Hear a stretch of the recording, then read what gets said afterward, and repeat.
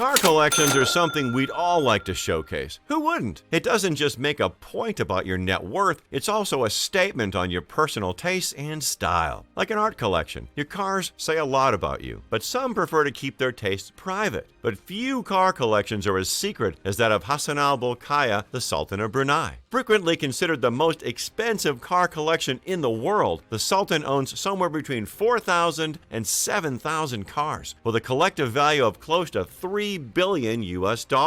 Welcome back to our channel. Today we're going to take a look at the extensive car collection belonging to the Sultan of Brunei. Before we begin, make sure you subscribe to us and hit the bell icon so you never miss a video. Hassan al-Bolkiah has an estimated net worth of $20 billion, making him the second richest royal in the world after the king of Thailand, Vajiralongkorn, who has a net worth of $35 billion. Hassan al-Bolkiah is one of the last remaining absolute monarchs in the modern world, and he is the current king, prime minister, defense minister, finance minister, and head of religion in the nation of Brunei. His massive wealth comes primarily from their oil and gas development, and given his love for cars, it seems he has spent a lot of it expanding his collection. The car collection of the 29th Sultan of Brunei is the most extensive private car collection in the world, and the combined value of his cars is still hotly debated. Some estimate it at $3 billion, others at $5 billion, but one thing for sure, it is unrivaled. He owns over 600 Rolls Royces, 550 Mercedes Benzes, over 450 Ferraris, several concept cars, and cars you've never even heard of. His collection is known to hold the rarest and most valuable vehicles in the world. The cars are kept secret for the most part, and whatever information exists on the collection is pieced together from scraps and speculations and a few first-hand accounts. There has never been a full list or catalog of the entire collection, but we are aware of the more incredible, outlandish cars, and that's what we're interested in. So here's what we do know. His record reveals that he has spent a whopping $78 million on coach-built Ferraris from Italian designers Pininfarina SPA in the past, plus a Rolls Royce shopping spree that ran up a cost of over $475 million. The purchases included a $14 million gold-plated Silver Spur limousine. He commissioned the vehicle for his wedding day, and as the occasion demanded the very best, the Silver Spur is decked out in pure 24-karat gold. He also has a total of 10 McLaren F1s, which is impressive because only 106 of these were ever produced. This mid-engine sports car was manufactured between 1992 and 1998. Thanks to their very limited numbers, they are among the rarest and most expensive vehicles in the world, valued between $8 and $13.5 million.